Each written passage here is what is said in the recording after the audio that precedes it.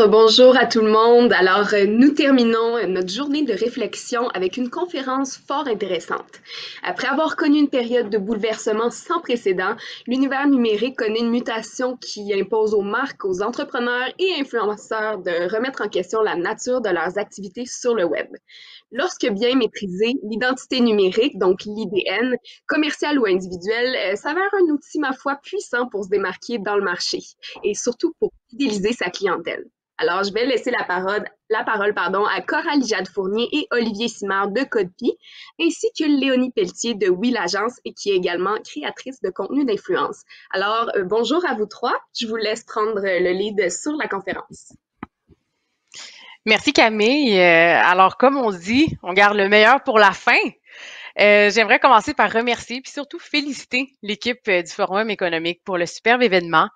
C'est pas facile, on s'adapte au web, mais vous avez fait ça avec brio, comme on dit. Donc, avant de commencer, pour ceux et celles qui ont eu la chance d'écouter les présentations de la journée, on a parlé quelques fois de l'idée de l'identité numérique, mais principalement dans une perspective de data.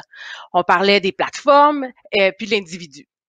L'identité numérique se rapporte à l'ensemble des contenus publiés, des informations qui sont disponibles, puis des documents qui sont téléchargés sur Internet qui définissent chacun et chacune d'entre nous.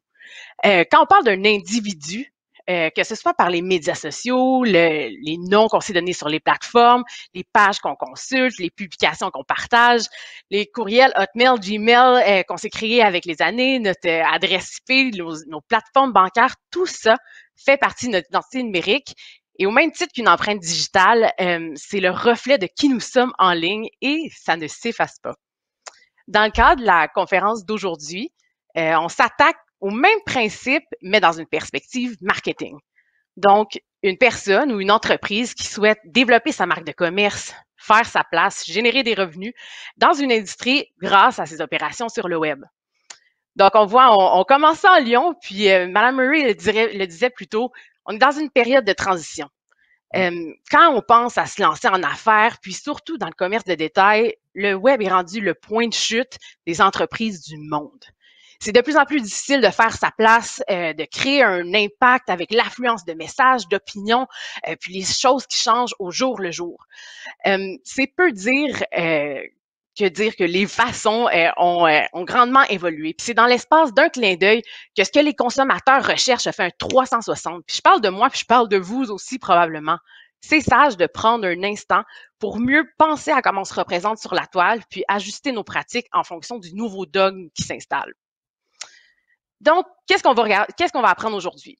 Le but de la session, c'est vraiment de comprendre comment ça fonctionne, la construction identitaire, toujours dans un point de vue marketing.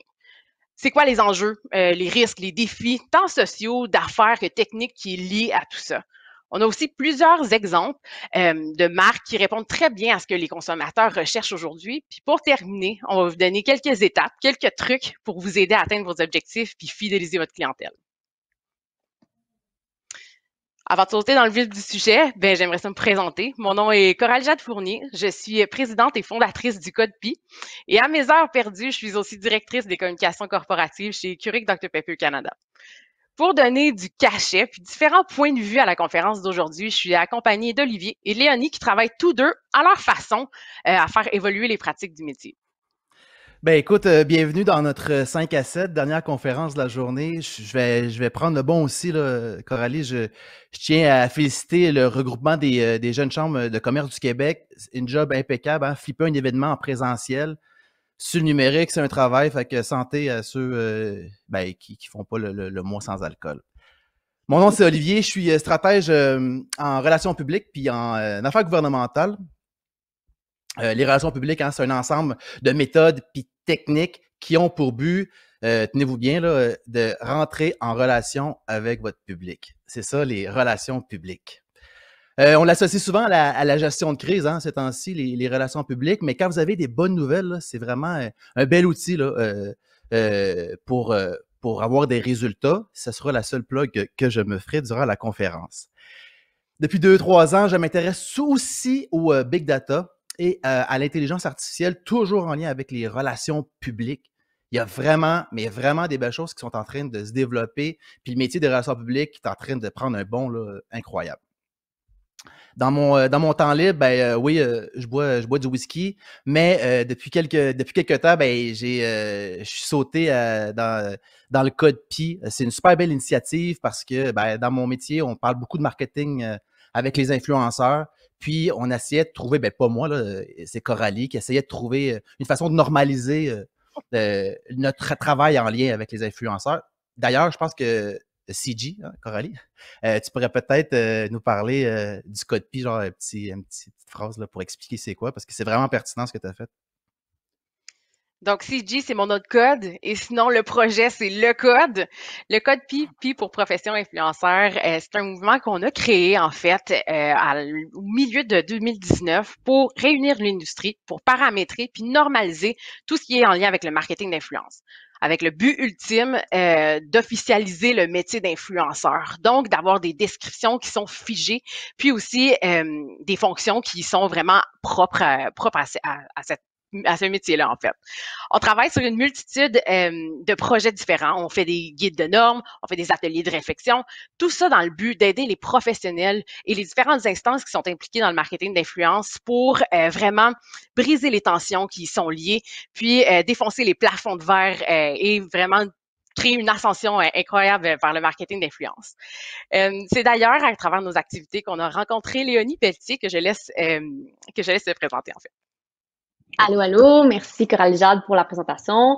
Oli, très contente de t'avoir avec nous aujourd'hui. En fait, c'est drôle parce que j'ai assisté à une conférence du Code Pi, je pense que ça fait 1 année et demie, et j'ai eu un gros coup de cœur pour vous, puis je souhaitais justement collaborer avec vous éventuellement. Donc, c'est aujourd'hui que ça se passe, je suis très contente de ça. Donc, moi, pour ma part, je suis ce qu'on appelle un agent double peut-être du métier. Donc, je suis à la fois créatrice de contenu et professionnelle de la com. Donc, j'ai fondé mon agence de relations de presse et gestion de médias sociaux qui s'appelle Oui l'agence. Et en plus de ça, je m'occupe de mes plateformes personnelles et je travaille dans les coulisses à développer des stratégies clients pour les faire rayonner sur le web et dans les médias.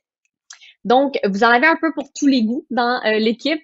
Donc, n'hésitez pas à nous écrire après la conférence si vous avez des questions. Ça va nous faire plaisir d'y répondre. Super. Merci, Léonie. Donc, partons le bal avec quelques mythes sur le marketing numérique qui méritent d'être démolis.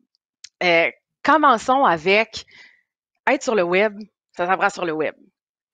On devient certainement plus agile avec l'expérience, mais la complexité derrière l'identité de marque forte, ça ne s'apprend pas avec un Google Search. Ce qu'on disait un peu sur l'autre slide, c'était qu'un Google Search, ça peut te donner une belle réflexion stratégique. Ça donne vraiment un portrait de la situation. Tu peux comprendre très, très bien les plateformes. Tu comprends les tendances dans ton marché, ce que ta compétition fait en termes de contenu. Mais par contre, ce que ton Google Search ne te montre pas, c'est l'information qui est essentielle. C'est-à-dire tout ce qui est au niveau des comportements, des valeurs, des désirs. Puis la notion, donc, les notions, en fait, qui impactent les décisions, les conversations des consommateurs que tu veux cibler. Puis aussi, ce que ça ne te dit pas, c'est les défis auxquels les marketeurs se butent quand ils veulent connecter avec ces audiences-là. Justement, quand on parle de gérer l'identité de marque puis de connecter avec des audiences, on entend souvent ce qu'on dit sur la prochaine slide. Donc, de bâtir notre identité, notre IDN, on le fait grâce à une stratégie numérique. Honnêtement, c'est sûrement un des plus grands mythes de penser qu'on gère le statut de notre marque à travers des canaux. En fait, ça commence bien avant ça. Une stratégie numérique, ça fait vraiment référence aux canaux, aux channels, aux plateformes technologiques sur lesquelles on opère notre réputation puis nos activités. C'est facile de se lancer dans du marketing numérique, mais ce qu'on veut faire avant, c'est vraiment définir notre blueprint. Donc, qui on est fondamentalement, ce qu'on apporte, ce qu'on a à dire, puis ensuite, c'est d'agencer tout ça en comprenant bien à qui on s'adresse, puis en créant notre plan d'affaires qui est défini en fonction de notre capacité. L'IDN rassemble tout le data sur notre ADN. Puis quand on pense à gérer notre réputation, j'espère que tout le monde a compris cette belle leçon-là de 2020 qu'il faut sortir de ce mode de pensée, que de sauter sur chaque tendance, puis de penser tout le temps à l'innovation, c'est vraiment la clé. On le voit qu'il y a plusieurs En fait, on voit qu'il y a plusieurs personnes, justement, différentes entités, qui sautent trop vite un peu dans des tendances, puis sans vraiment penser. Tu sais, c'est sûr que de se coller à certaines modes, c'est tout le temps dans le but d'essayer de frapper fort, de rester un peu au top. Mais on est arrivé souvent sur des médias sociaux ou des sites de différents produits, puis on se demande qu'est-ce qu'ils essayent de nous vendre, pourquoi cette personne-là nous parle d'un certain sujet, parce que c'est tellement loin de l'ensemble, justement, de l'ensemble évoqué de cette industrie-là. Puis personne ne veut acheter ce qu'on comprend pas. En 2021, là, ce qui est important à retenir, c'est vraiment de focuser sur l'expérience de votre marque, puis sur l'idéologie, en fait, que vous reflétez. Une marque forte, ça génère de l'émotion, puis une fois qu'on trouve son X, c'est ce qui va vous rendre unique, puis surtout, c'est ce qui va vous rendre indétrônable. Quand on pense aux tendances, à surfer sur ce qui se passe en ligne, c'est souvent dans l'espoir de faire du buzz. Puis quand on pense justement à faire du buzz, on se dit être populaire, avoir des likes, avoir des vues puis une bonne dose d'abonnés, c'est ça qui est payant. Oui, effectivement, c'est une belle mesure pour évaluer son succès, puis sa notoriété dans notre entreprise, puis la santé, on peut dire, de la marque qu'on opère en ligne. Mais les métriques qu'on voit sur les plateformes, c'est souvent trompeur. Avoir beaucoup de likes, c'est pas ça qui est payant. Donc, être populaire, c'est pas payant automatiquement. Pour ceux et celles qui consultent souvent des contenus d'influenceurs, ils en parlent souvent à travers tout ça, tu sais. Les créateurs de contenu, même les artistes, ils mentionnent que c'est pas les plateformes, justement, qui rentabilisent leurs opérations, c'est vraiment les clients. Un bon exemple qui est lié à ça, rappelons-nous en 2019 à la 10, quand Pierre Lapointe a dénoncé l'injustice par rapport aux GAFAM, puis des mégas comme Spotify, comme YouTube, qui redonnent des miettes à leur principale source de revenus. Comme c'est mentionné, Pierre Lapointe, pour sa chanson « Je déteste ma vie », avait touché une somme de 500 $ pour 1 million d'écoutes sur Spotify à travers plusieurs années. C'est pas les métriques, justement, ces métriques-là, on peut pas se dire qu'avec 1 million d'écoutes, la popularité, ça veut dire que c'est très, très payant. Faut rentabiliser ça à travers une stratégie de rentabilité puis aussi d'analyse pour permettre d'optimiser cette vue-là et cette notoriété. D'ailleurs, tu sais, parlant d'artistes, d'influenceurs qui diffusent des contenus sur le web, un des grands débats qui reste et qui restera pendant encore, je pense, plusieurs années, on doute tout le temps, est-ce qu'un influenceur, est-ce que c'est de la publicité? On appelle ça de la publicité non invasive ou indirecte.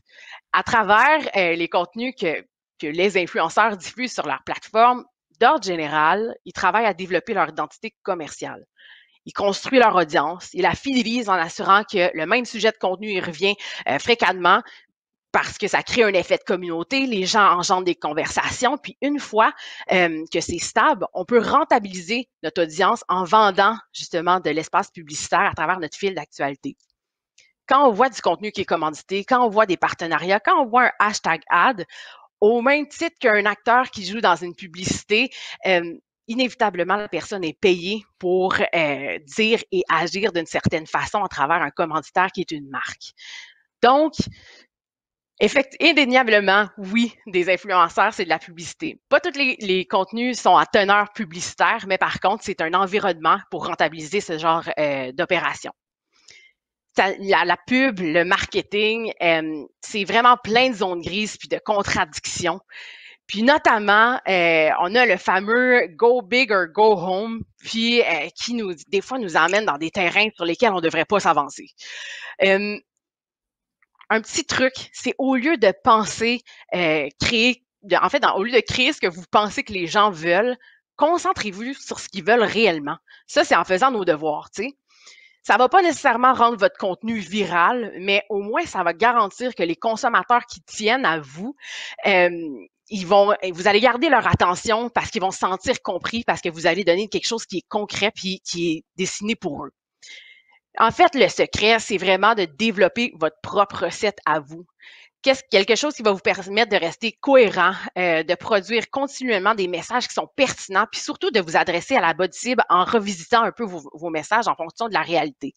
quand on parlait d'un blueprint plutôt, là, c'est ce à quoi on fait référence. Quand on pense à des grandes entités comme Netflix, comme Google, c'est des gens qui produisent des contenus qui sont toujours dans le même cadre. Oui, c'est sûr qu'il y a des sparks qui sont créés à travers les années, mais ils dérogent pas tellement de leur message, puis c'est leur recette secrète, puis ça fonctionne très bien.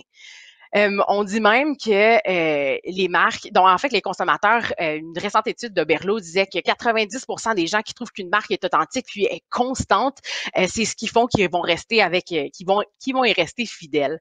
Donc, c'est quand même un pensez-y bien. Puis dans les moments où on essaye quelque chose puis on manque notre coup, on pense souvent que c'est la fin. Olivier pourrait vous en parler de long en large en tant que spécialiste de la gestion de crise. C'est clair que ça fait mal de voir des éléments sur lesquels on a travaillé pendant super longtemps subir des procès parfois très, très durs en ligne, mais c'est pas la fin. Tu sais, c'est sûr que c'est devenu très, très simple de ruiner l'image d'une marque dès qu'elle fait le moindre écart de conduite ou que le marketing va un peu trop loin au point de vue des internautes. Ces dernières années, on a observé beaucoup de boycottage d'entreprises suite à des bad buzz. Souvent, c'est parce qu'on a sauté sur des trends un peu trop rapidement. T'sais, on voit justement ici H&M, on a essayé d'entrer le volet diversité, mais ça a été fait d'une façon assez maladroite. Mais entre nous, H&M, on a vu Tim Hortons qui voulait donner des cafés gratuits à la royauté, ou le parti Bonjour Oh, je vous dis, ils s'en sortent très bien. C'est vite passé, puis le meilleur truc, c'est vraiment de se dire the best defense is a good offense. Utiliser ce moment-là pour être humain, puis réagir vite. Une autre petite stat, ça a été prouvé que 83% des entreprises qui réagissent adroitement aux commentaires négatifs permettent de gardent leur clientèle. Les gens ne vous jugent pas assez rudement, puis comme on dit, c'est vite passé tellement le marketing web évolue vite. Donc, il faut simplement être conscient de comment l'autre partie va recevoir les messages qu'on lance, puis se poser les bonnes questions. On parle d'une période de transition, on parle de grands changements. C'est vraiment le moment de prendre une pause, puis de penser à qui nous sommes, puis vers où on veut aller. Puis, ce qui est assurément loin d'être un mythe, puis un fait qui est bien ancré dans notre réalité en ce moment, c'est que tout ce qu'on met sur Internet a le potentiel d'influencer très, très négativement et de rester longtemps. La dernière année était vraiment particulière, puis je laisse Olivier vous démontrer comment ça peut impacter vos tactiques et gérer votre identité de façon adéquate. Ben moi, je vais rebondir sur un peu ce que tu as dit. Là. Le web, c'est une zone grise, puis beaucoup de contradictions en ce moment. Là, on le voit tellement, là, je ne sais pas si vous utilisez les médias sociaux là, à tous les jours, là, mais c'est tellement une zone grise. Tu sais, comment une marque ou comment vous, on peut, puis comment moi, on peut se réapproprier le numérique ou comment on peut l'apprivoiser, puis se créer une identité forte, puis surtout performante. Tu sais. Je pense qu'il y a vraiment la base, là, je pense qu'on les connaît tous, les points, puis on va en discuter. Tu sais. Avoir une stratégie d'affaires complète qui est basée sur le mix data avec un petit peu d'intuition parce que l'intuition de votre entreprise ou de ce qu'on fait sur le numérique, ben on l'a, là, des fois, on va y penser, puis c'est la solution. Plus des éléments compétitifs, ça fait en sorte que vous allez avoir une identité qui est assez forte. Je reviens un petit peu sur le data, on voit beaucoup de transitions vers le numérique. Je vois beaucoup d'entreprises, surtout au gouvernement, ils n'ont pas mis assez d'ordre dans leur infrastructure d'analyse. C'est important aussi d'avoir conscience de notre data, ce qui va nous rendre encore un peu plus performantes. Dans les points aussi qui font en sorte qu'une identité est forte, on ne se le cachera pas, une image vaut 1000 mots, l'esthétique, soignée, bien ficelée pour séduire une ou plusieurs audiences. Audience peut être aussi une ou plusieurs générations. Bonjour à ma grand-mère qui vient d'arriver sur Uber Eats et qui trouve donc ça bien beau et très pratique. Je pense aussi, je pense qu'il y a un point où que des fois, on pense que le numérique nous est favorable, mais avoir un message clair, des fois, c'est pas donné à toutes les marques. Je ne sais pas si, encore une fois, vous allez sur Facebook puis vous assistez dans les commentaires à des débats. Les gens vont souvent parler comme ils écrivent, ils vont souvent écrire comme ils parlent. Ça fait des fois des messages qui ne sont pas tout à fait clairs. Travailler, pour que l'identité soit très forte, le message doit suivre en arrière, c'est une évidence. Un écosystème, Coralie, tu l'as dit tantôt, là, un écosystème qui est défini, hein, et où votre audience, elle est. C'est pas toujours nécessaire d'être sur TikTok si votre audience n'est pas là. Et je pense que les intentions soient claires. Hein, il faut qu'à la fin de la journée, on fasse des sous. Il faut que notre entreprise soit là. Puis il faut qu'on puisse tous vivre de ce qu'on fait en ce moment. C'est vrai que des fois, on l'oublie peut-être, mais dans une identité qui est assez forte, avoir des bons partenariats, avoir des tiers qui encouragent le rayonnement de votre marque ou même de votre personal branding, que ce soit avec des influenceurs, un partenariat, vos publicités, là, ça fait en sorte que votre identité sur numérique est hyper hot. Là. Puis, moi, c'est un point qui me tient tellement à cœur. L'analyse, je trouve qu'on n'en prend pas soin. Je trouve qu'il est facile d'aller très vite sur le numérique puis de ne pas penser. Oui, il y a eu des très, très beaux buzz. Oreo a fait un très, très beau buzz sur Twitter là, dans un Super Bowl. Mais une manière, il faut analyser plus fréquemment. Plus on analyse, plus après ça, on peut apprendre, on peut s'adapter, on peut mettre en ligne, puis après ça, c'est une boucle, puis on recommence. Une fois qu'on a vu à peu près ces 7 points-là, on a une identité qui, sur numérique, est assez forte, puis surtout très, très performante. Bon, là, c'est sûr que si on suit tout ça, ça ne veut pas dire que bingo, là, tout est fait. Là, notre présence numérique, demain matin, on fait des millions, sinon je pense qu'on serait tous riches. L'Internet, ce que je vois aujourd'hui, c'est que le web, c'est rempli de contradictions. Hein? Les règles changent. Les algorithmes changent à tous les jours. D'ailleurs, en 2020, ça a été un point culminant de plusieurs changements importants, notamment dans le comportement des consommateurs envers les marques, mais aussi dans la façon dont les entités doivent se présenter au reste du monde. Au reste du monde, je dis au reste du monde, mais j'aurais pu quand même dire à votre audience. Je pense qu'en 2021, aujourd'hui, c'est le temps de réinvestir sur la connaissance de notre audience, de qui on veut cibler. Leurs habitudes vont clairement changer, puis probablement de manière substantielle. Les mêmes canaux que vous utilisez de messagerie, de contenu, puis de distribution que vous utilisez actuellement, là, ils ne fonctionneront pas de la même manière. Là. Est-ce qu'on peut dire qu'on vit une crise identitaire sur le numérique? Probablement que oui. J'ai des amis publicistes, des amis aussi qui travaillent en com, qui ne savent plus où donner de la tête. Pour trouver les bons mots, avoir des bons mots. On l'a vu comment c'était tellement important. Trouver la bonne corde, la bonne voix, le bon ton, puis le bon format. Le bon format, exemple, on a vu plusieurs marques participer à des mouvements de justice raciale et sociale. Le fameux carré noir là, sur Instagram. Mais tu sais, j'ai vu une marque qui, au lieu de faire suivre le mouvement, a décidé de faire un live en invitant des parties très, très prenantes.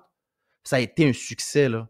Lorsqu'on pense au contenu qu'on souhaite créer puis aux histoires qu'on souhaite raconter, il faut garder à l'esprit qu'on devrait peut-être changer le format en fonction de ce qui se passe actuellement. Là. Ce qu'on pense être un excellent livre, un e-book, un livre numérique, ça peut se transformer en être un excellent live sur Facebook.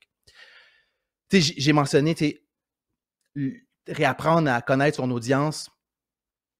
Puis, je pense qu'il y a 3 notions qui peuvent jouer un peu en notre défaveur.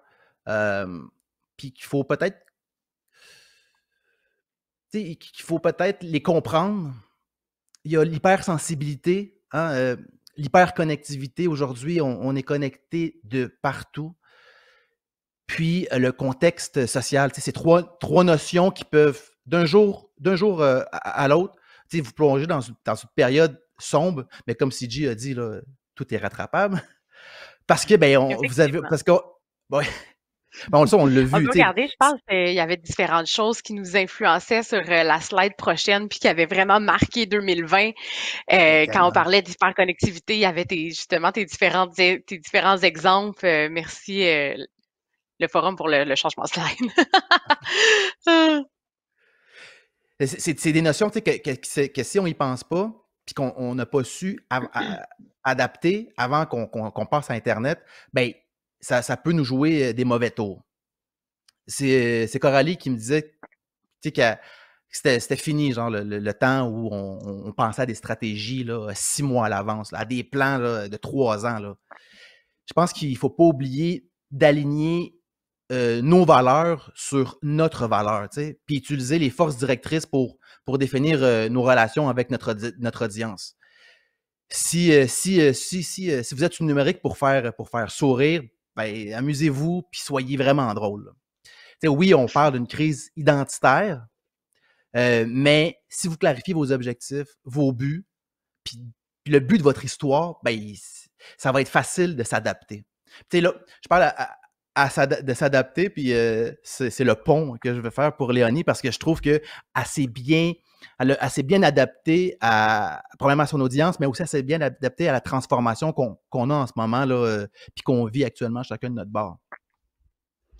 Exact. Tu sais, je pense que c'est bien de toujours, tu sais, constamment réévaluer. Puis, tu sais, comme tu le disais, c'est ça, constamment revoir qu'est-ce qu'on fait. Est-ce que c'est la bonne chose? Surtout, là, dans les derniers mois, il y a tellement de choses qui ont changé et c'est correct de se rasseoir puis de se dire, OK, tu sais, qu'est-ce que je fais?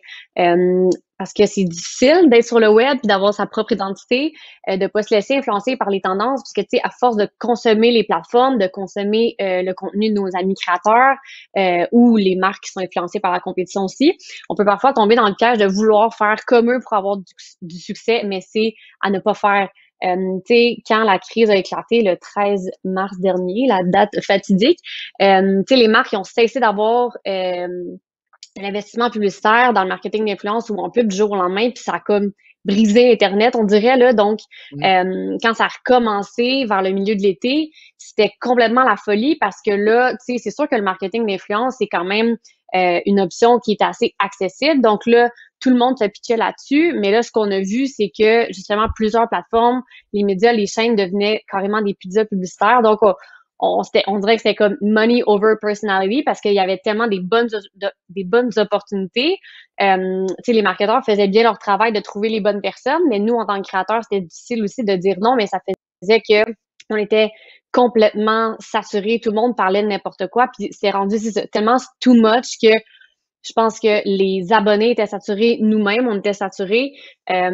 Donc, je pense que j'ai comme pris le temps à la fin de l'année dernière d'analyser qui je suis en ligne, c'est quoi mes besoins, c'est quoi mes forces, puis comment je peux utiliser Léonie, la créatrice de contenu, pour le combiner à l'atteinte de mes objectifs chez Oui.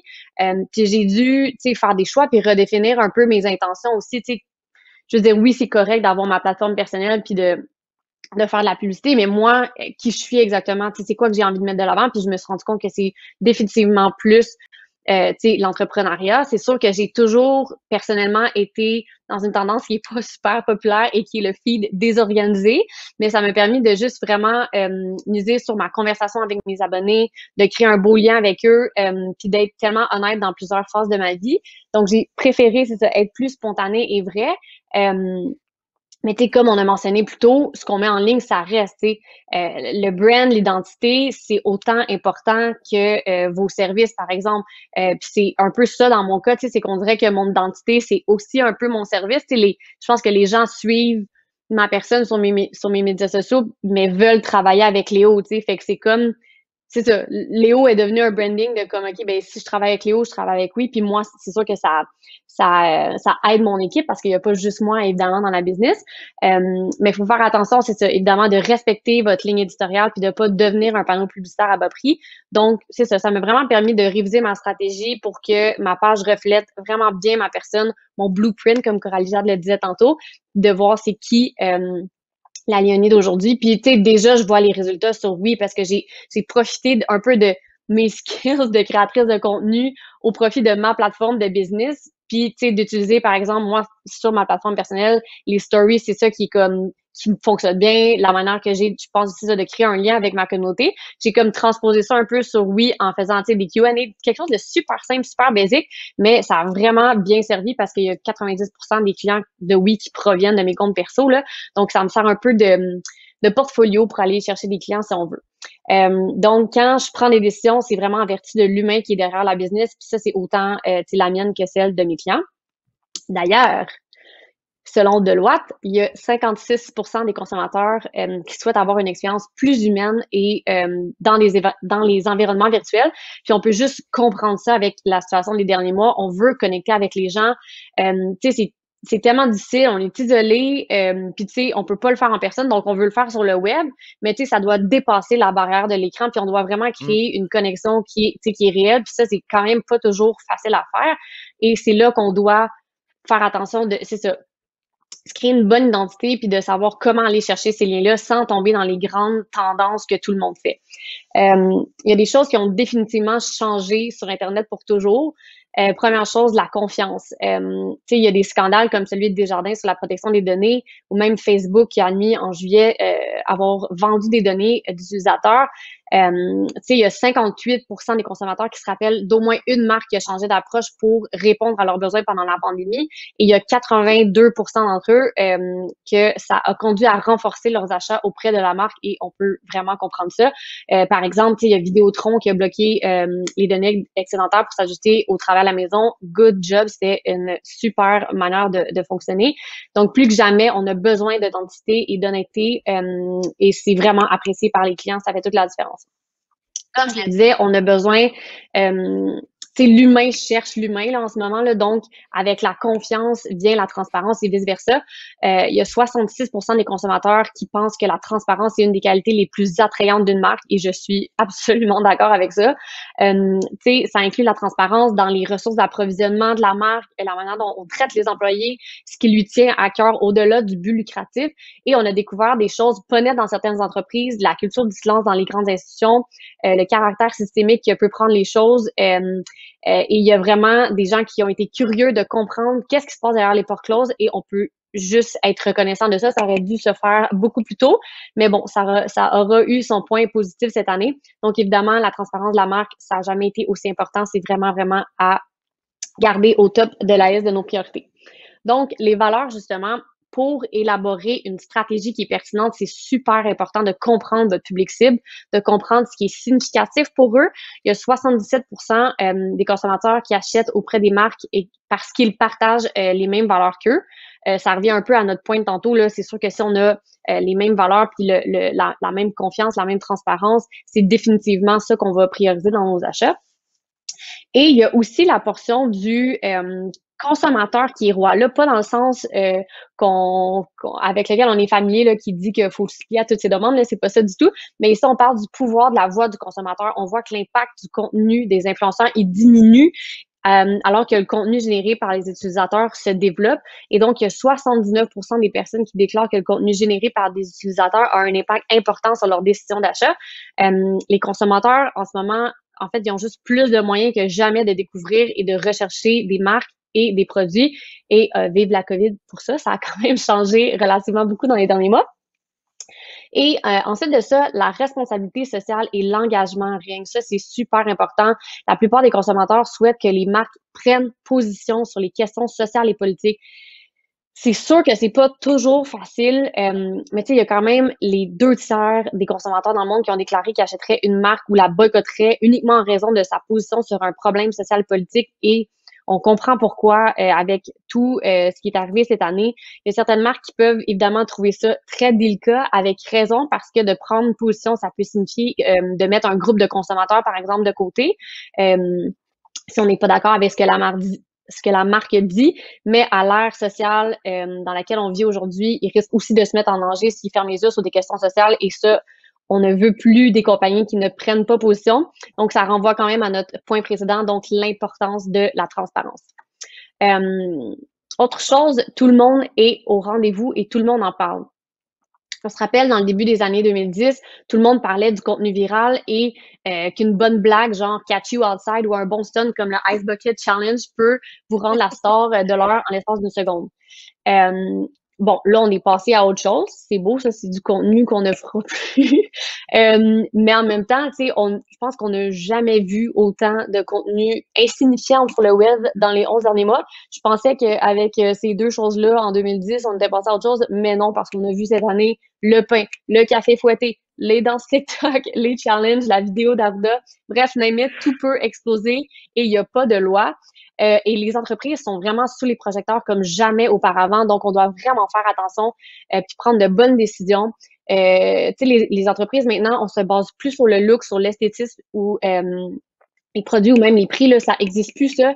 Ce qu'on regarde, c'est ce que dit une marque, ce qu'elle fait pour contribuer et ce que ça représente. Donc, pendant que tout le monde est occupé à faire des danses TikTok puis des cafés fouettés, c'est le moment de vous retourner à la table à dessin et de travailler sur votre identité. Ça va vraiment vous payer. Ensuite, donc, je pense qu'en somme, on peut dire que 2021, c'est le temps de changer. Il n'est jamais trop tard pour changer et pour se rasseoir et évaluer qu'est-ce qu'on fait. Tu sais, une marque, c'est une histoire, c'est un sentiment, c'est une perception et votre identité doit représenter ce que ressent votre entreprise. Construire votre image, votre identité et votre saveur, ça doit être quelque chose que vous avez à l'esprit tout au long de votre parcours et à chaque action que vous faites en tant que propriétaire d'entreprise. Je vous invite à faire des vision boards, de vous faire des objectifs, de la recherche. Garder un calepin proche de votre lit si vous avez des idées qui vous popent le soir sans faire de l'insomnie puis regarder votre sel. Mais n'hésitez pas à user de tous vos outils pour toujours être plus créatif. Il faut penser au contenu, mais aussi au contenant, évidemment, donc à vos stratégies, oui, mais aussi à l'impact des données en ligne. Les métadonnées, l'algorithme, le référencement, Olivier l'a dit tantôt, là, il faut analyser. C'est très, très, très important. Donc, dès vos débuts, d'analyser, évaluer, recommencer, exactement comme Olivier a dit. Donc, tout peut influencer votre histoire puis ce que vous voulez raconter. Puis, ce sont vos actions, petites ou grandes, qui vont vraiment vous permettre de vous positionner par rapport à vos compétiteurs. Votre marque, c'est votre chance de raconter une histoire à vos clients, comme on vient de le dire. Donc, c'est à vous de développer une histoire qui compte. Il y a quelques exemples d'entreprises qui ont utilisé leur valeur comme moteur de fidélité, et que ça a vraiment fonctionné. Premier exemple, là, c'est une compagnie qui est très successful depuis plusieurs années. Ils vendent des produits de beauté et de bain, mais à différencier sur le marché parce qu'elles se concentrent sur des articles qui sont faits à la main, qui sont pas testés sur les animaux. Et sur chaque produit, la personne qui l'a fabriqué est identifiée. Donc, ça crée vraiment une proximité avec ce qui se passe derrière la business et qui n'aime pas les fameux behind the scenes. Moi, j'ai envie de savoir que c'est Chantal qui a fait ma bombe de bain. Je ne sais pas pour vous. En tout cas, moi, ça m'intéresse.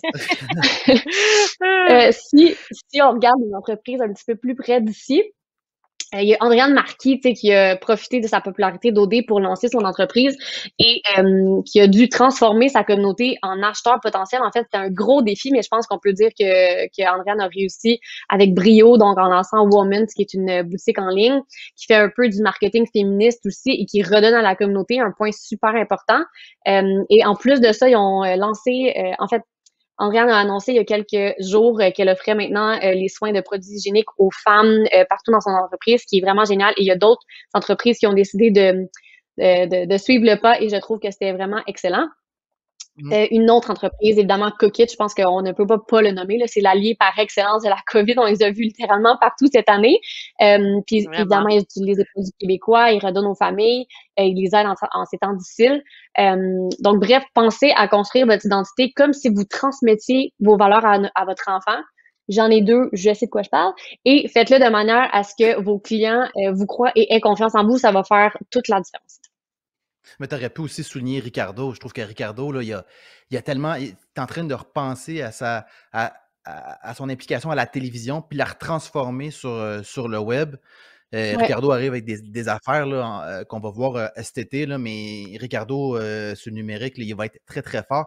Je prends un petit moment parce qu'il y a du monde qui nous suivent sur la magnifique plateforme. Il y a In Muhub qui nous dit on sort notre pestel qui aura son utilité dans notre démarche identitaire en ligne.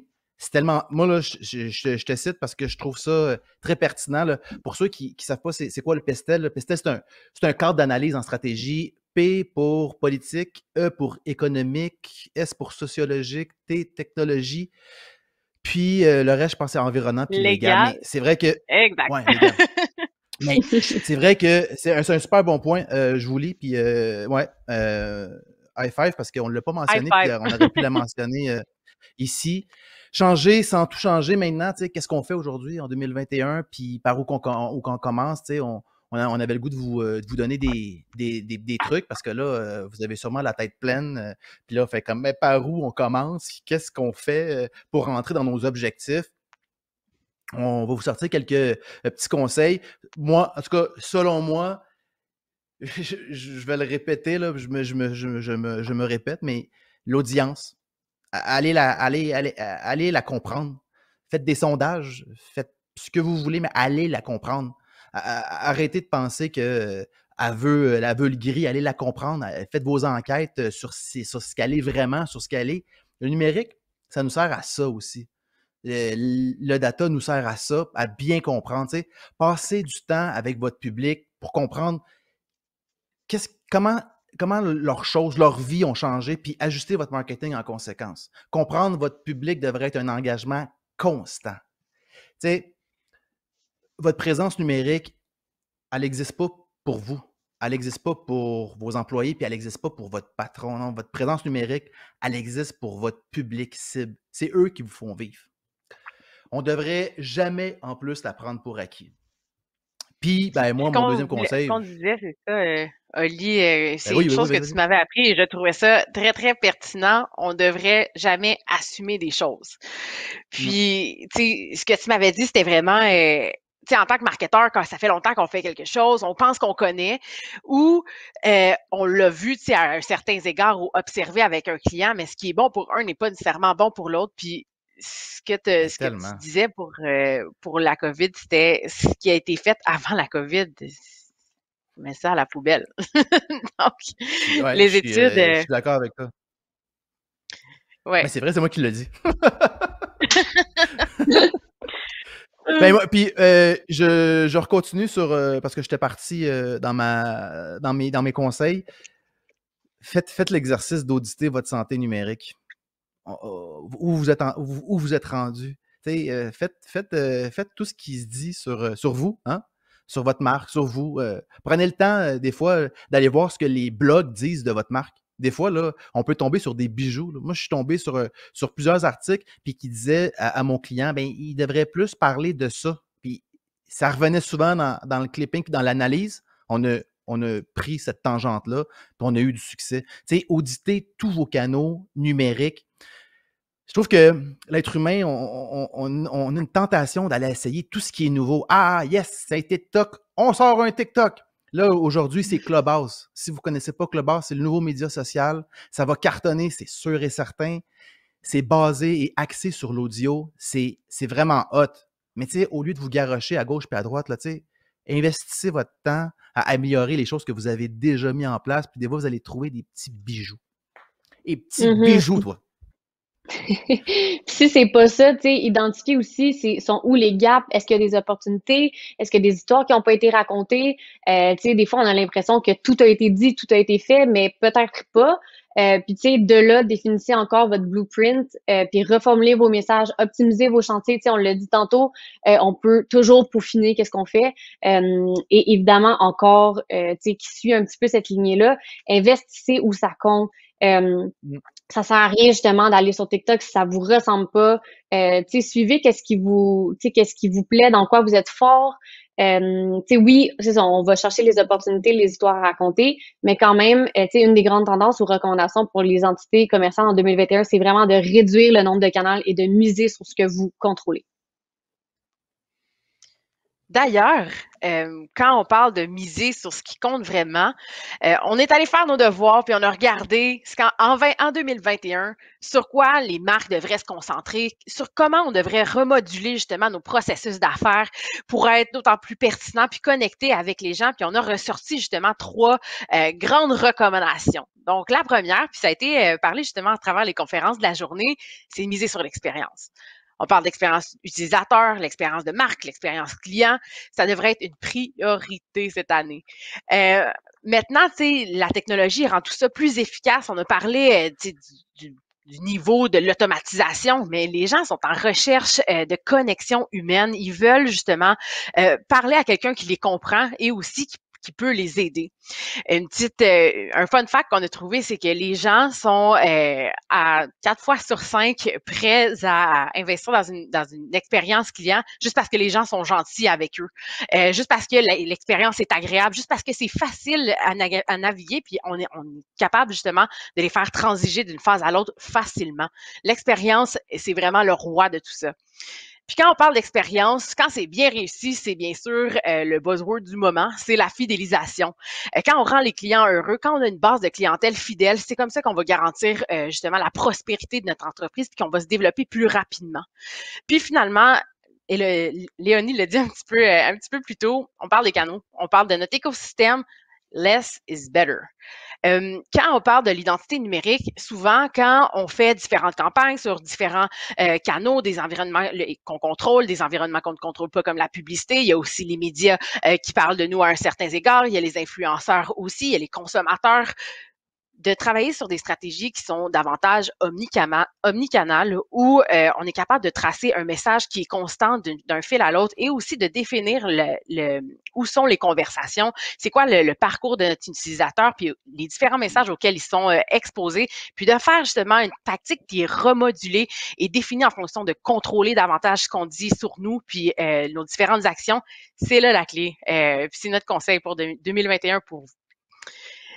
On vous remercie. C'est comme ça qu'on concluait la conférence d'aujourd'hui. Donc, n'hésitez pas à nous envoyer vos questions si vous en avez.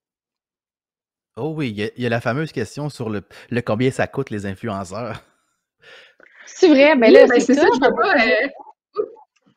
Excusez-moi, c'est ça. Est-ce que vous avez des questions de votre côté? J'en ai aussi, mais il y a en effet là, Francine Armel qui avait demandé, là, je sais pas si c'était la même question que toi, Olivier. Donc, ben super. Alors, comment savoir si un influenceur, là, comment on peut évaluer, c'est quoi les specs pour évaluer la valeur d'un influenceur? Alors, peut-être, Léonie, tu aurais la réponse à cette question. Ben, en fait, je sais pas, en fait, c'est intéressant parce que, tu sais, le code-pied est un peu aussi pour, comme, démocratiser tout ça puis essayer de trouver un sens parce que, tu sais, je pense que, tu sais, puis je vais le dire en toute humilité, j'ai peut-être comme un genre de pas d'avance parce que je suis, tu sais, à la fois créatrice de contenu et relationniste. Fait que d'un côté, quand un client me demande de faire affaire avec des créateurs de contenu, ben je sais, tu sais, je peux mettre mon chapeau de créatrice de contenu puis me dire, ben moi, est-ce que j'accepterais de faire ce contenu-là pour autant d'argent ou est-ce que je le ferais en échange? Fait que, tu sais, je pense que ça me donne un bon point de vue, mais tu sais, combien ça coûte, tu sais, je veux dire, ça dépend, tu sais, du nombre de followers, mais de l'engagement aussi. On est sur quelle plateforme? Tu sais, c'est quoi exactement qu'on veut véhiculer? Est-ce que c'est une grande marque multinationale? C'est-tu une petite brand montréalaise? Il y a beaucoup de facteurs à considérer, donc il y a pas de prix à dire. Là. Je sais pas, Coralie Jade, si tu veux jumper là-dessus, là, mais... Mais oui, Coralie. Je t'attendais, j'aurais aimé ça que tu me donnes la recette secrète pour comptabiliser et avoir ça dans mon back pocket forever. Mais en fait, oui, comme tu disais, il y a vraiment une multitude de facteurs qui impactent. Donc, c'est quoi la nature du mandat? Tu sais, justement, la longévité, les droits qu'on accorde pour tout ça, le nombre de pièces de contenu à faire, la position de l'influenceur dans son industrie, le nombre de fans, la performance de ses plateformes. Si c'est un contenu qui est davantage organique avec lui ou elle, son identité, ou si c'est quelque chose qui est un petit peu plus hors champ, qui va demander plus de travail, donc plus d'heures justement pour concrétiser le tout. C'est un amalgame de paramètres, comme on dirait. Puis il y a aussi ce que les agents vous répondraient, ce qui est le prix du marché.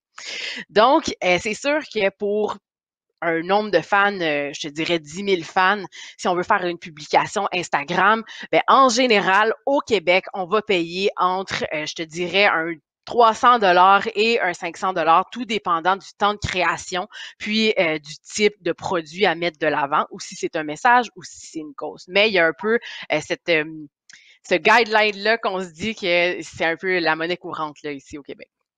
J'ai entendu crier Léonie. Non, je pense que ça fait vraiment du sens, j'aime ça.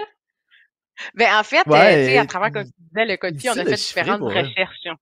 C'est ça. On a fait différentes recherches, puis on a posé différentes questions aux gens dans l'industrie. Tu sais, toi, pour un post, tu paierais comment pour mettre de l'avant, tu sais, par exemple, un rouge à lèvres avec un influenceur qui aurait 10 000 fans et tout et tout. Puis c'est le genre de choses sur lesquelles on s'attarde, puis on essaie justement de rallier tout le monde vers la même opinion, puis de s'aligner sur des valeurs qui sont un petit peu plus fixes et faciles à calculer.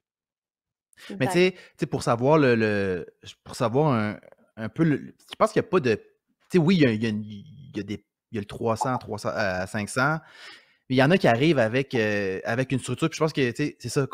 C'est quoi, sur quelle plateforme le contenu va être? Puis surtout, c'est quoi l'engagement? Tu sais, si elle a un taux d'engagement de 1%, ça sert à rien de payer, ça sert à rien de payer genre des fortunes, mais moi, je pense qu'au-delà de payer cher, je pense que c'est aussi travailler à long terme avec les influenceurs. Le prix reste toujours important, mais tu sais, pour moi, un influenceur qui n'est pas engagé, puis qui va me faire un post ou une stories, puis là, il va parler, puis il va mettre l'hashtag, puis mes messages clés. Tu sais, pour moi, je ne sais pas si ça a plus d'impact qu'une Léonie qui, pendant un mois, à différents moments de mon mois, va parler de ma marque ou de peu importe, puis qui va s'approprier, ça va avoir plus un impact. Puis ça, malheureusement, il n'y a pas de chiffres. Ça dépend ça dépend des paramètres, des balises que Léonie et Coralie viennent juste de mentionner. Effectivement. Puis, tu sais, en J'aime plus, beaucoup que tu mentionnes la fréquence. C'est ça. La ouais, fréquence si des je peux me messages, permettre, c'est winner. ouais, si je peux me permettre d'ajouter un petit quelque chose pour jumper sur ces trois petits trucs que tu as dit. Tu sais, justement, moi, j'ai décidé d'arrêter ou en tout cas de vraiment largement diminuer mes publicités, mais j'ai décidé de garder celles qui étaient à long terme parce que pour moi, ça fait du sens. Tu sais, si je m'associe à une marque, c'est parce que j'ai envie d'en parler sur du long terme parce que, ben, c'est ça, parce que je trouve que ça a une meilleure portée. Puis, tu sais, c'est juste plus naturel d'en parler ainsi. Deuxième chose aussi, moi, je travaille avec l'agence avec quand même des micros influenceurs souvent. Tu sais, c'est des personnes qui ont des followers très nichés et qui ont des résultats, ma foi, impressionnants. Tu sais, pour une campagne en particulier, on a collaboré avec une maman qui avait, je pense, 50 000 followers qu'on a payé, puis une autre en avait 8 000 qu'on n'a pas payé. On lui a envoyé un truc, on en a parlé, puis on a sold out. Le produit dont la micro-influenceur avait parlé en une journée après ses publications, alors que celle qu'on avait payée, il y a eu 0 vente. Fait que je pense que c'est juste de vraiment bien évaluer, de bien choisir la personne avec qui vous travaillez. Puis comme je disais, c'est sûr que moi, mes clients sont majoritairement des petites business, ils n'ont pas beaucoup de budget. C'est sûr que là, ça commence à être difficile de faire du marketing d'influence sans nécessairement payer.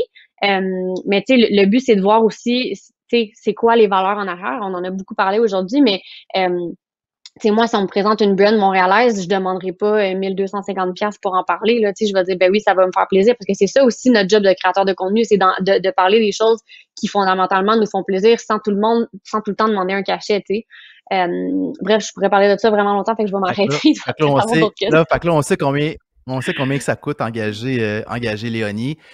On peut peut-être répondre à une question, parce que moi, je veux sauter là-dessus. Tu sais, c'est vrai qu'on l'oublie d'analyser ce que l'influenceur dégage comme audience. Des petits influenceurs qui ont à peu près 1000 abonnés peuvent avoir un engagement tellement fort là, qu'ils peuvent être tellement payants. Puis des outils pour regarder le taux d'engagement, il y en existe 3, 4, 5, 6. Puis des outils gratuits comme Hype Auditor, ça peut vous donner quand même une très bonne base pour commencer à analyser les influenceurs que vous aimez. Vous allez apprendre que, oui, Alicia Moffett a beaucoup d'abonnés, mais elle a un taux d'engagement qui est quoi, à peu près 8%, puis on dit qu'un bon taux d'engagement aux médias sociaux, c'est entre 6 et 8%, puis des fois, elle frôle le 10%. Moi, je vais toujours avec l'engagement, puis l'engagement, ben, ça vient aussi avec le prix. Très d'accord. Ben, il y a aussi, il y a plusieurs comme, je pense que c'est un sujet particulièrement infini là, ces jours-ci. Donc, comme chaque question peut tellement soulever encore plus d'interrogations. Alors, merci. Ben, on comprend quand même un peu plus là, c'est quoi les critères peut-être pour trouver un prix. Mais j'ai une autre question, par exemple, d'un autre usager. Donc, pour peut-être une nouvelle marque à but non lucratif, ce serait quoi donc peut-être de bonnes façons d'aller rejoindre son audience cible, selon vous? Monsieur recherche. PR, CG. est-ce que je te laisse répondre?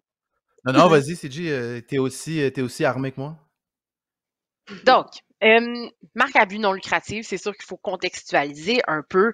Tu sais, on s'adresse à la population en général. Tu sais, on essaie de rejoindre un public vaste. Habituellement, les relations publiques sont une excellente façon de publiciter certains messages, surtout quand c'est d'actualité, c'est pour supporter, on dirait je te dirais soit des causes ou l'itinérance ou les maladies du cœur. Les médias partagent, j'ai envie de dire, très, très fréquemment, presque systématiquement, le message des causes quand, justement, il y a un besoin qui est criant dans le marché, quand c'est une nouvelle entité, quand ça répond à un besoin qui est criant. Là. Donc, les relations publiques, je te dirais, à moindre coût, est une très, très bonne possibilité. Puis aussi, content is everything. Les gens Tellement, doivent tellement. comprendre qui vous êtes sur les médias sociaux, de produire fréquemment des messages en lien avec votre mission, votre vision, ce que vous voulez justement acquérir à court, moyen, long terme, vos objectifs. Ça va générer un aura alentour de votre organisme et bien sûr vous aider à vous démarquer. C'est toujours un pas. Puis on dit que les médias sociaux, c'est gratuit jusqu'à ce qu'il faut investir en publicité, mais c'est quand même moindre. Puis d'ailleurs, Léonie, tu pourrais confirmer ceci. Tu sais, quand on rejoint des influenceurs, par exemple, qui, de loin ou de proche, se sentent interpellés par une cause, parfois aussi les influenceurs peuvent en parler sur leur plateforme. Ben oui, en fait, j'allais jumper là-dessus justement pour deux choses, parce que, comme tu as dit, c'est super important la présence sur les médias sociaux, le contenu, puis branding is everything aussi, on l'a dit tantôt, tu sais, si vous avez un branding qui est fort, une création de contenu qui est bonne aussi et qui suit tout ce qu'on vous a conseillé aujourd'hui, tu sais, les créateurs de contenu vont vouloir s'associer à vous. Tu sais, pensez à votre marque comme une personne, tu sais, justement, qu'est-ce que ça fait rayonner, comment ça se positionne. Puis tu sais, je pense que peut-être que je suis un bon exemple justement parce que j'ai beaucoup collaboré avec des causes caritatives cette année de manière totalement gratuite parce que évidemment on va pas demander un cachet quand on collabore avec c'est ça des causes qui ont besoin. Puis tu sais, l'autre chose que je dirais, c'est tout est dans l'approche. Je pense que c'est une des choses qui, moi, peut-être me différencie comme relationniste. Et ça vaut pour quand je travaille avec des clients qui sont à but non lucratif ou des entreprises qui ont juste pas de budget. Le petit truc, c'est de dire qu'est-ce que vous offrez et de demander en échange qu'est-ce que le créateur de contenu va être prêt à faire. Donc, plutôt que de dire, je veux une publication, je veux des stories, c'est ça la visibilité dont j'ai besoin, ben, dites, OK, ben, moi, ce que j'ai à t'offrir, c'est ceci. Toi, en échange de ça, qu'est-ce que tu es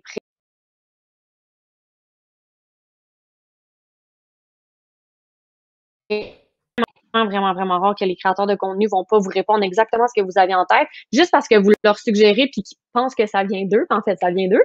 Mais ils vont tout le temps être plus généreux, tu sais. Puis, oui, il y a le risque de peut-être pas nécessairement avoir ce que vous voulez parce que, tu sais, il n'y a pas de contrat, il n'y a pas d'échange d'argent, donc on peut pas tout contrôler.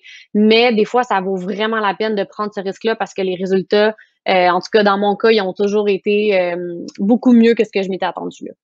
Mais moi, pour une OSBL, c'est ça la question? Yes. OK. Ben, tu sais, moi, comme ça, là, vite comme ça, là, je trouve que il y a beaucoup de messages qu'il faut véhiculer.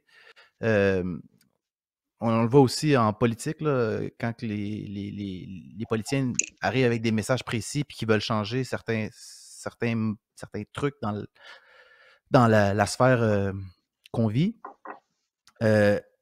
Moi, je créerais des articles. Tu sais, tantôt, Coralie, tu parlais de contenu. Moi déjà là, je créerais des articles puis je mettrais ça sur un blog, sur mon site Internet. Là. J'essaierais de vraiment aller expliquer c'est quoi mon OSBL, puis tu sais, en quoi elle vient aider. Là, je sais pas, je prends pas d'exemple, là, mais en quoi elle vient aider, à quoi elle peut supporter, toutes les réponses, questions que les gens se posent.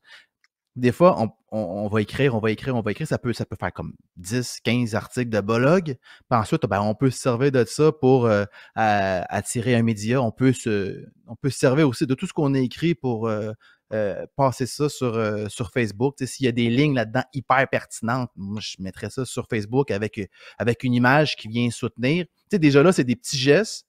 c'est des petits gestes qui va vous créer une identité sur le web, mais aussi, ça va déjà aller les moteurs de recherche. Fait que si vous placez vos mots-clés, les moteurs de recherche vont venir sur votre blog, puis ils vont associer à, tu sais, au Parti vert. Ah ouais, désolé. Au Parti vert, le gros truc, le gros conseil que je leur ai donné, puis tu sais, ils sont en train de commencer à travailler sur le dossier, mais c'est vraiment, tu sais, aux élections, là, les dernières élections, c'est la question qui revient le plus, c'est pour qui je vote, c'est quoi les verts. Mais tu sais, si vous allez voir sur Google Search, là, vous pouvez voir tout ce que les clients écrivent sur votre marque pour atterrir à votre marque. En politique, c'était la question la plus fréquente, c'était ça. Puis, tu sais, si le Parti vert aurait aurait pu faire comme des articles où ils répondent vraiment précisément à ça. Fait que moi, je pense que, tu sais, pour un OSBL, c'est de créer du contenu textuel, vidéo, un podcast, répondre aux questions que on va se poser sur votre entreprise.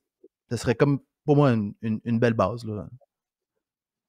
Mais merci pour cette réponse étoffée. Là, je pense que la personne qui a posé la question en a eu vraiment pour son argent. Elle a une stratégie, là. Elle a une stratégie, ouais. Il est 18h, donc c'était le temps qu'on avait, là, puis ça conclut le Fera aujourd'hui. Alors, je voulais vraiment vous dire un gros merci et je voulais inviter les participants à venir peut-être vous poser des questions à privé ou à suivre vos différents médias sociaux, justement, pour continuer la discussion, parce que, bon, il y avait énormément de questions, puis voilà, c'est un sujet qui peut être approfondi encore plus. Alors, merci à vous trois, c'était super intéressant, puis ça a clos la journée en beauté. Hey, merci à vous, hein, pour vrai, vous avez fait vraiment une très, très bonne job. C'était vraiment le fun. Puis moi, j'ai pris beaucoup de notes durant toute la journée. Ben, merci beaucoup, vraiment, j'apprécie. Alors, au plaisir de recollaborer bientôt. On le souhaite. Ben, merci à vous. Merci. Bonne soirée. Salut tout le monde.